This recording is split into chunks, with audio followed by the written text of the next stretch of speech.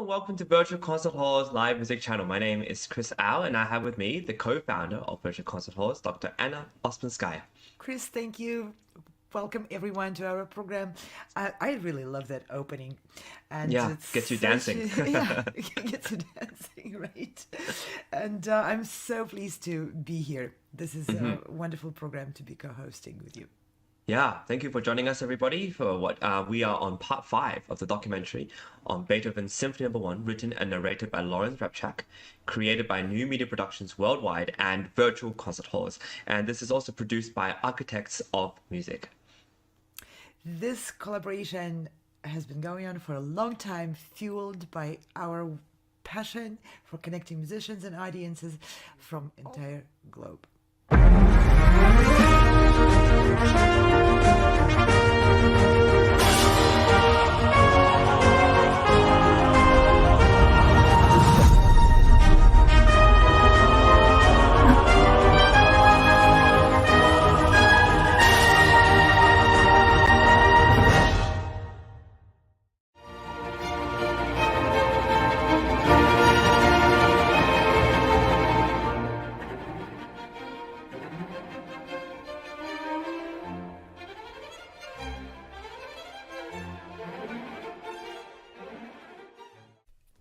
Next, in the number 3 spot, as we know, is the minuet movement. But already in his first symphony, Beethoven does something way outside the box. It's as if he says, this minuet thing is getting pretty old. It is, after all, a new century. So he labels the third movement as a minuet, but he actually writes what has to be regarded as the first ever symphonic scherzo, a relatively new genre largely pioneered by, guess who? Haydn, which Beethoven had also been using in his piano sonatas and chamber music.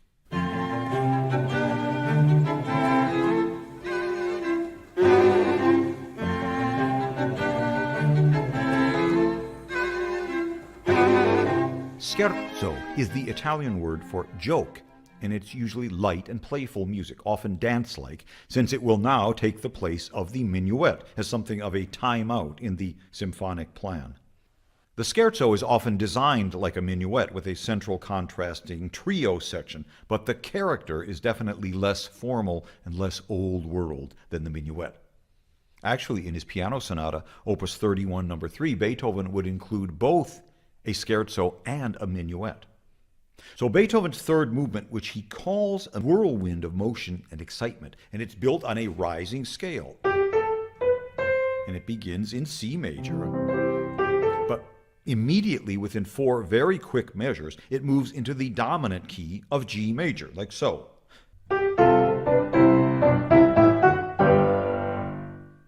And it's much faster than that, as you will hear. And in the next 4 measures, it climbs even higher and reasserts G major.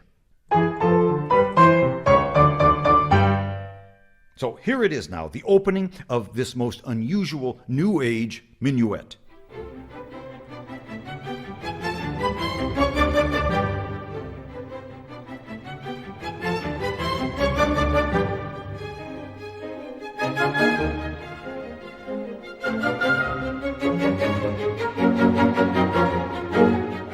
And what in the world had just happened there? You hear this abrupt change from C major to G major in the opening.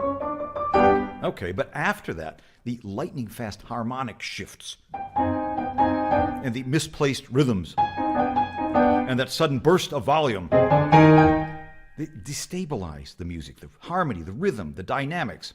So let's slow it down a bit and just examine what the man is doing here. Beethoven starts this second section in the dominant key of G major. Here, yes? And he uses this chromatic note just a half step above G, A flat, which has something of a wailing effect, and it moves us into this, which repeats. But notice the agitated rhythm here. Then he compresses the phrase, and he magically ends up in a totally new key.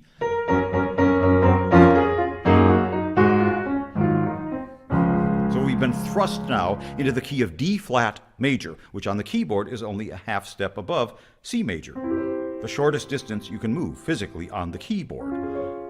Even though, but D flat is about as far away as you could get from C in the traditional ways of moving from one key to another in music, or modulating as we call it.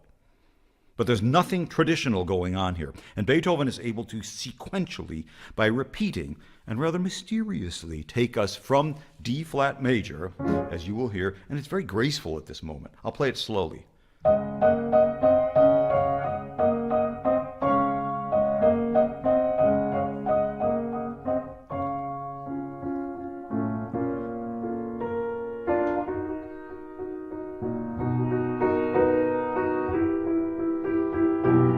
And amazingly back into C major, and a rather thunderous recap of the opening, complete with its rising scale theme. So let's now back up. I want you to hear all of this. We're in D flat major. And here goes.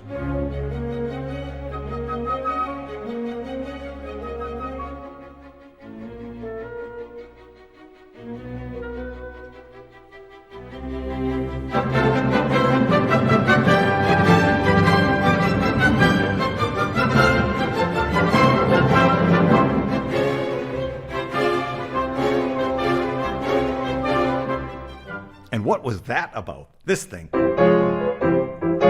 Did you catch that?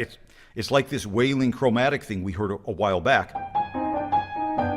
Beethoven now uses this bizarre harmonic device that we refer to as a Neapolitan chord. Don't ask me why. But you take the basic major triad, C, you move it up a half step, again, D flat. So you have, and then it resolves like so. So together you have. Then he follows it with a standard non-Neapolitan progression. And he quickly alternates them. Then he really throws us a curve by accenting the second note on each measure. But at Beethoven's rapid tempo, it is so disorienting. But now we get back to C major for our closing of this section, but the rhythm of the melody does this.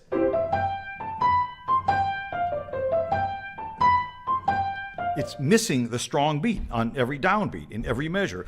The accompaniment is there. The accompaniment is very regular. 2, 1, 2, 3, 1, 2, 3, 1, 2. Put them together, the melody is doing this.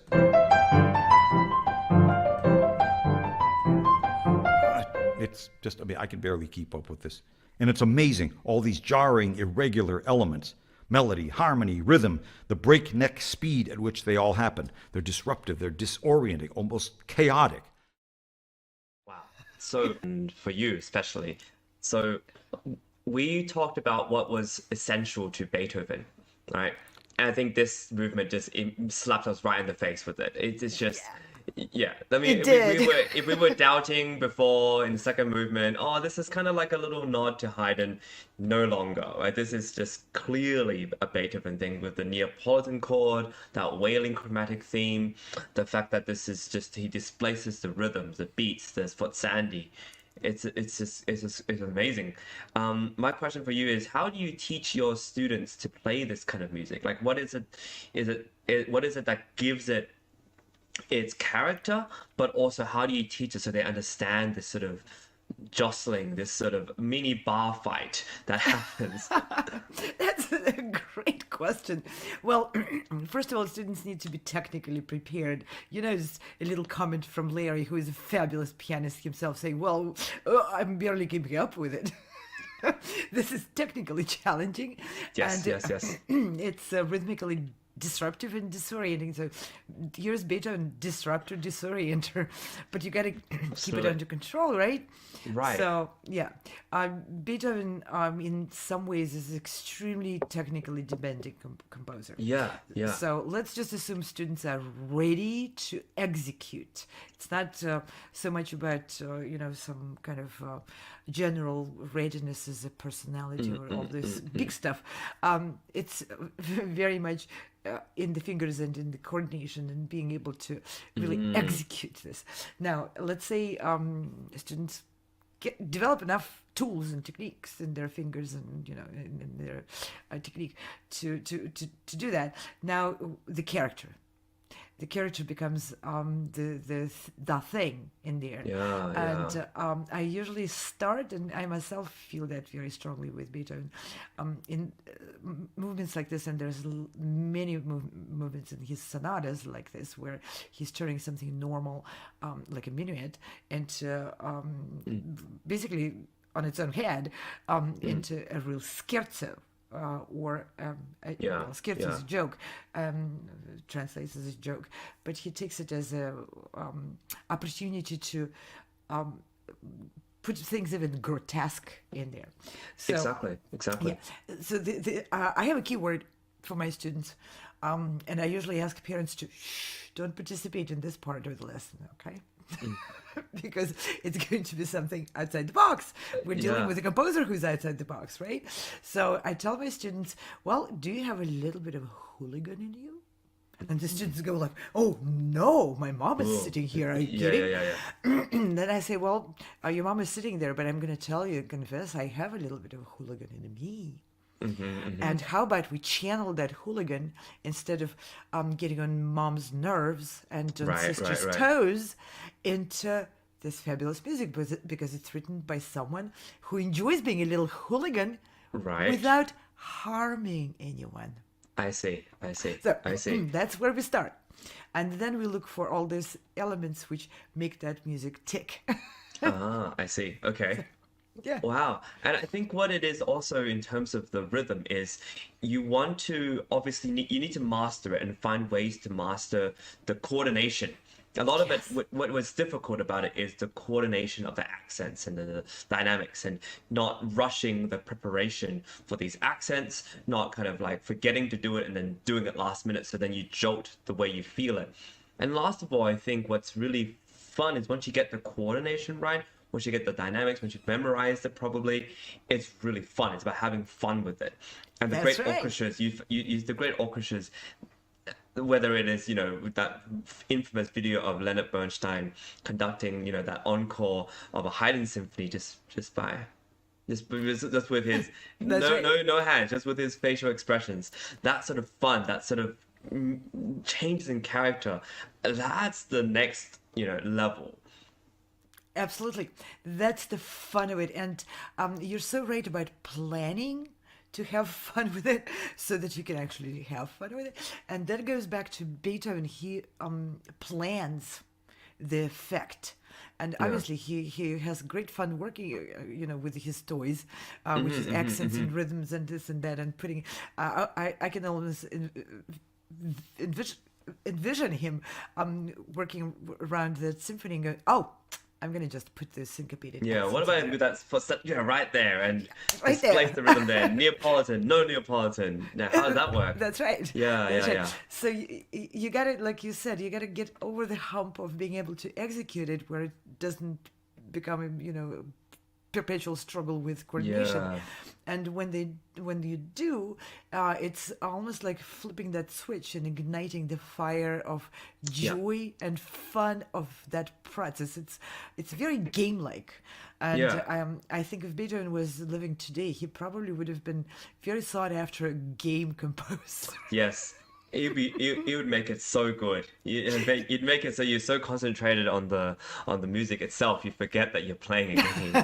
It's that sort of composer. Well, I think sometimes it happens with these movies where you're so absorbed that the music makes it so much more absorbing and haunting, perhaps. And I also like to think that plays such a big role in our emotional state. But yeah, I just want to start with saying that, yeah, anything that you thought, oh, maybe that's a bit of a hint to Haydn, or that's not really fully Beethoven, that's completely changed when you get to the third movement. It's this immediate change that happens. When you hear this, I see it's so easy to start dancing to it. I can imagine what the first people who heard this would have felt. That's right. Well, he labeled it minuet. I mean, Yeah, I don't think that's you true. can dance. You can jump to it, but I don't Yeah. think you can really dance the No, minuet. no. But the dancey element is at the core of it, definitely. And Beethoven's sense of dance is much broader than some kind of prescribed dance movements. And I found that he tackled a lot with the what I would call wild dance. Like if you go to the high school dance party, a couple of hours after it started, Oh, I it's see. it's that kind of a dance where everyone got their heart pumping already quite a bit. They're warmed And up. They're warmed up. warmed They're past up. the awkward stage. They pass the awkward stage, and then you walk right into that, and you feel like, oh, I'm allowed to just stomp and wiggle whatever way I want Do whatever I to want. the music. Yeah.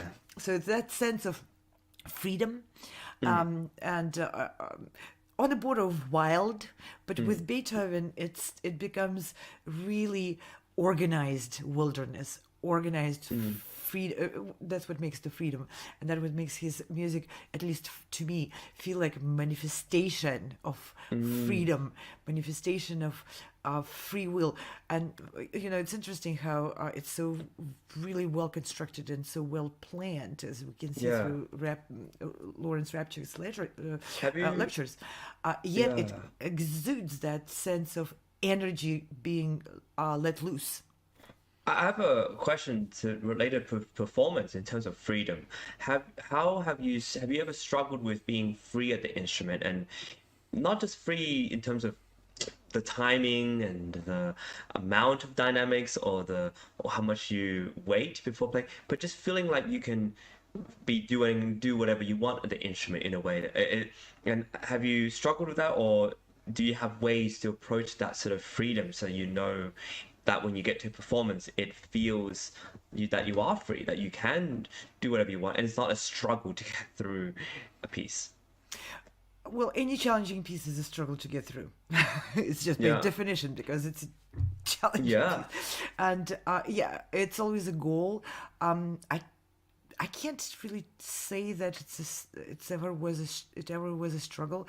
For me, well, I have certain physical limitations because I'm not a very big, tall guy with huge hands. But pl- you know, playing the piece was always very interesting exploration project for me. Finding the technique which suits my hands, suits my abilities, and so forth. And I enjoy that. I enjoy finding tricks to make things work.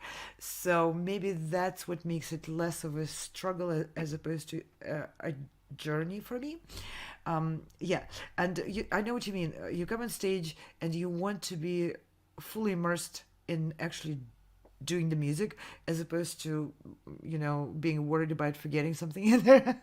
Well, That it's kind of also thing. the idea that a lot of musicians, like all audience members, will come up to you and say, "Oh, you look like you're having so much fun on stage," or "You're just having a great time." And sometimes that's true, but a lot of time it's not the case. We try to. So what is it that sort of allows, especially maybe when you're playing with an ensemble? I think part of what makes chamber music really fun is that you're dancing literally on stage with somebody else, and maybe the part sometimes is not quite as difficult, and so you actually do get to have some fun with it, with the timing, with all that. But then it's that idea: how can you be free as a musician? How can you embrace that whilst performing and whilst doing something so challenging? Yeah, that's a wonderful question. And of course, playing chamber music is one of my absolutely favorite things to do. Yeah, Yet, in some ways, it's more limiting. So I really like to be a soloist as well, very much, because as yeah, a yeah. soloist, I don't need to get approved by my partners for doing what I want to do. Right. And even on stage,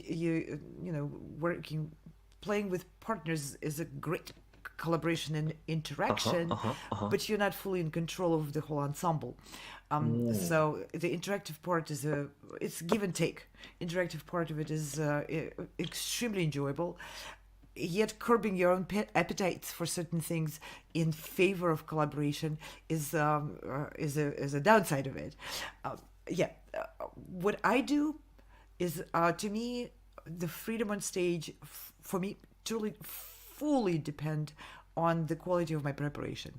If my preparation is done the way I want it to do, stretched over time the way I wanted it to be stretched, and all of that, and I was preparing properly for everything, then I don't have, so I can't share how to overcome it, but I know the problem exists, like coming on stage and suddenly finding yourself like not in the place where you prepared to be.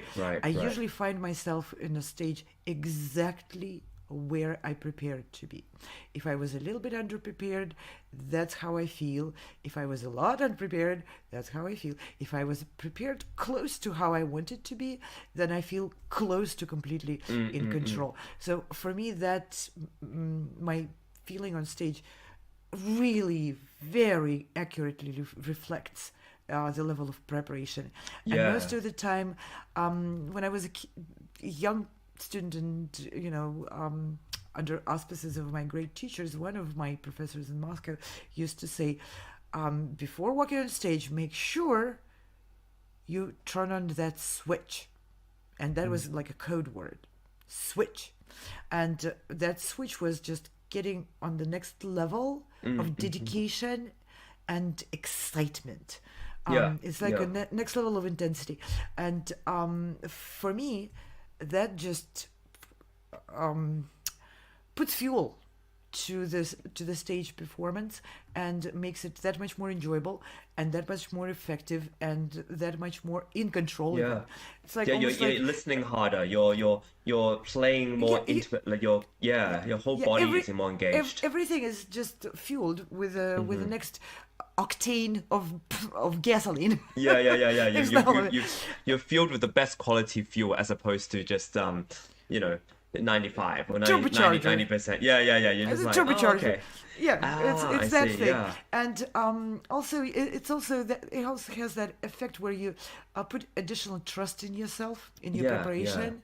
Like some difficult passages, the best way to play them is to take a risk, to relax your hands as opposed to really be in control of it. So sometimes the best control comes out of letting go of control, but that's a risky feeling. But it's not full relaxation. It's something mental where you're able to let go, but you're not just. It's not sloppy. It's not something where you just. It's still there is still control there, but it is within the realms of.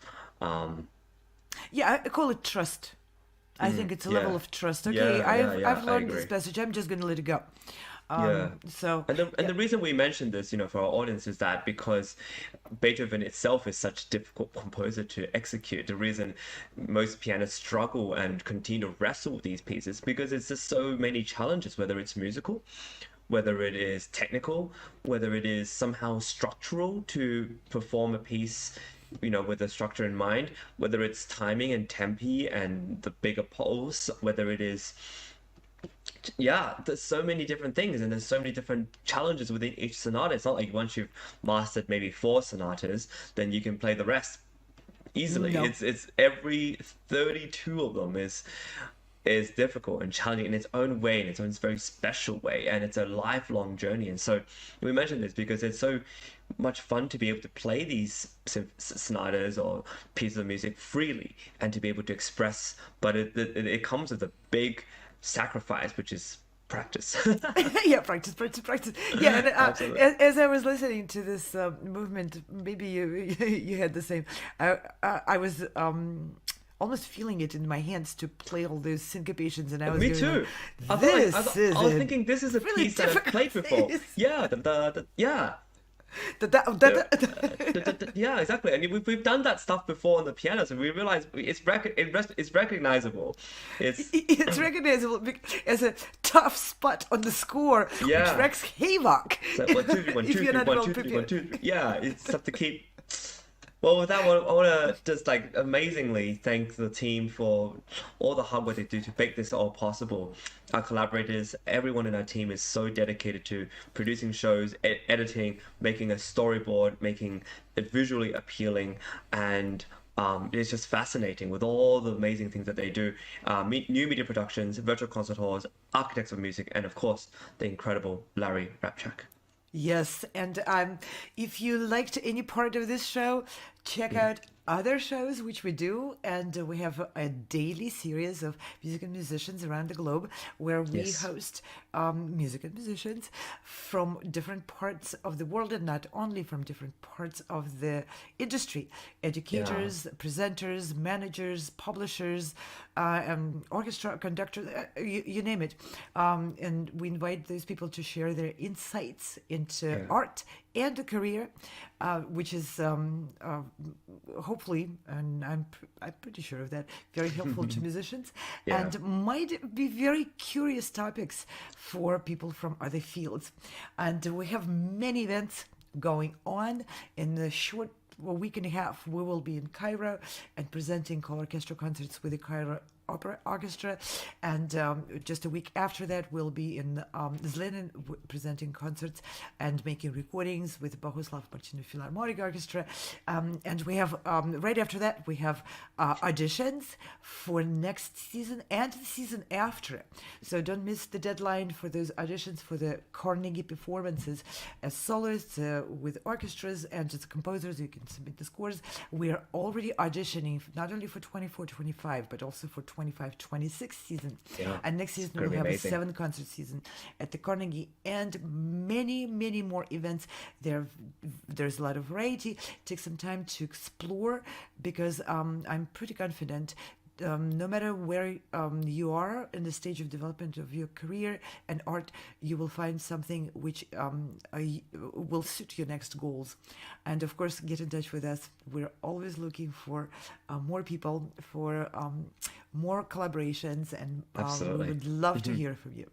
Yeah. Well, with that, we'll see you for next time, in which we'll explore part 6 of our Beethoven 1 documentary series. Until then, take care. Bye. No matter where you are or who you are, music connects us all. We started with a dream, but now we are paving the future. Welcome to the Sound Expressiva Global Competition. Fully virtual, yet bringing musicians closer together than ever before, now on a global scale. True live, inclusivity, diversity, connection, community, an extraordinary array of judges. Get noticed by companies all over the world. Prizes, scholarships, performance opportunities. Apply to be a part of the most exciting congregation of artists like nothing you've ever seen before. We guarantee quality and leave no musician behind. We can't wait to hear you on the virtual stage.